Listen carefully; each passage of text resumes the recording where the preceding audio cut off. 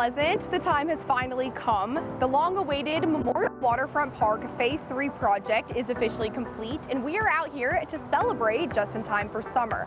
There is so much to offer here, so let's get into it. You can now come out and enjoy the multi-purpose sports court that can act as 2 basketball courts or 4 pickleball courts.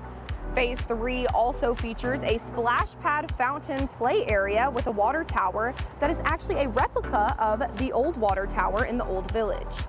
There is now a restroom facility, dog parks for dogs of all sizes, and a 1/4 mile walking track.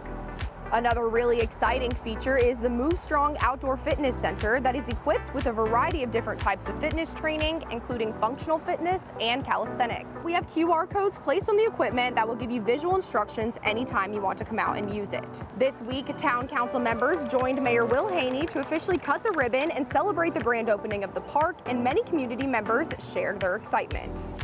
Well, you heard it here first. The Memorial Waterfront Park is officially open and ready to use, so be sure to come out here and check out all the new amenities it has to offer.